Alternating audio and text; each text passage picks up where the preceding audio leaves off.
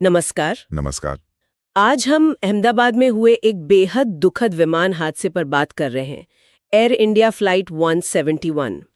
हमारे पास इस घटना से जुड़ी कुछ जानकारी है और हम कोशिश करेंगे कि इसके मुख्य पहलू और जो असर हुए उन्हें समझें। नमस्कार। हाँ, ये हादसा वाकई झकझोर देने वाला है, खास तौर पर इसलिए कि विमान में 442 लोग थे और सिर्फ एक यात्री ही बच पाया। तो चलिए, जो जानकारी हमारे पास है उसमें थोड़ा और गहरा उतरते हैं। बिल्कुल। तो सबसे पहले घटना की जो मुख्य बातें हैं, ये एयर इंडिया की फ्लाइट थी 171।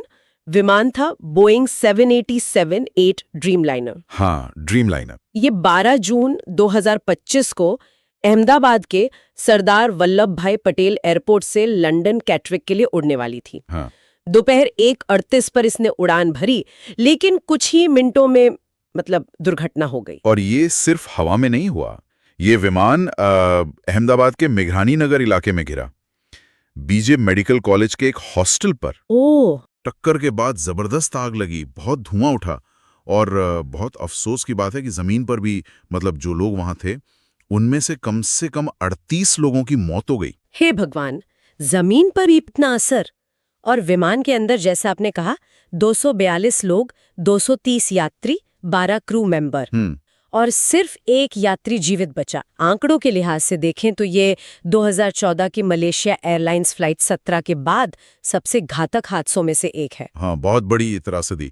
मरने वालों में भी अलग अलग देशों के लोग थे। हाँ, 169 भारतीय थे, 53 ब्रिटिश नागरिक, 7 पुर्तगाली और 1 कनाडाई नागरिक भी शामिल थे। और इस पूरी भयावहता में जो एक व्यक्ति बच निकला वो हैं 40 साल के ब्रिटिश नागरिक विश्वास कुमार रमेश। सीट 11A पर थे वो। उनका अनुभव तो रोंगटे खड़े कर देने वाला है। उन्होंने बताया कि टेक ऑफ के बस 30 सेकंड बाद ही उन्हें एक जोर की आवाज सुनाई दी। सिर्फ 30 सेकंड बाद? हाँ, और फिर विमान तेजी से नीचे गिरने लगा। जब उन्हें होश आया तो वो मलबे में फंसे थे। किसी तरह से उन्होंने एक टूटे हुए इमरजेंसी एग्जिट को देखा और वहां से बाहर निकले। विश्वसनीय।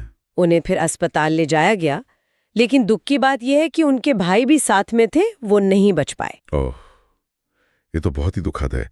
ऐसे हादसे में किसी का बच जाना, वो भी इस तरह, किसी चमत्कार से कम नहीं। बिल्कुल। अब अगर जांच की बात करें तो जो शुरुआती रिपोर्ट्स हैं वो इशारा कर रही हैं किसी इंजीनियरिंग खराबी की तरफ। इंजीनियरिंग खराबी? अच्छा। हाँ, क्योंकि पता चला है कि विमान का हाल ही में कुछ रेनोवेशन जैसा हुआ था।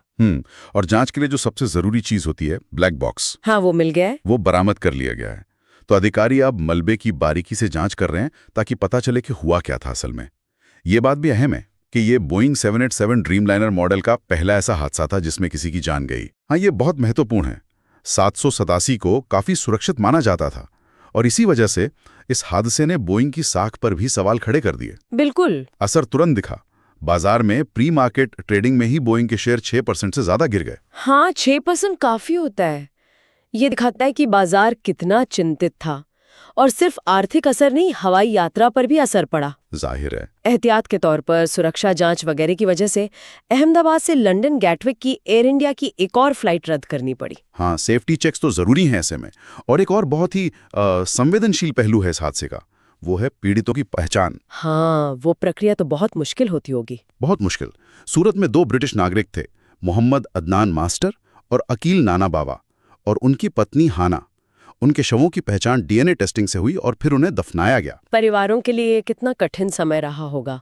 पहचान का काम कहाँ तक पहुंचा है, कुछ अंदाजा है? जो आखिरी जानकारी मिली थी 18 जून तक, उसके हिसाब से 125 शवों की पहचान हो चुकी थी और उनमें से 83 शव परिवारों को सौंप दिए गए थे। बाकी लोगों की पहचान के लिए कोशिशें अभी भी चल रही हैं। ये एक लंबी प्रक्रिया है। तो ये थे इस दुखद घटना के मुख्य पहलू। फ्लाइट की डिटेल्स, एकमात्र जीवित बचे यात्री का अनुभव, जो जांच चल रही है और जो इसका असर हुआ है। वाकई एक ऐसी ट्रेजेडी है जिसने सबको हिलाकर रख दिया। निश्चित रूप से। और इस पूरी बातचीत से एक सवाल मन में आता है। देखिए, हादसे की वजह पता लगाना तो जरूरी है ही, लेकिन इस तरह की घटनाएं, खासकर जब वो 787 जैसे विमान से जुड़ी हों, जिसका पहले कोई ऐसा रिकॉर्ड नहीं था, तो ये विमानन सुरक्षा के मानकों पर और खास विमान मॉडलों पर आम लोगों के भरोसे को कैसे प्रभावित करती हैं, ये सोचने वाली बात है।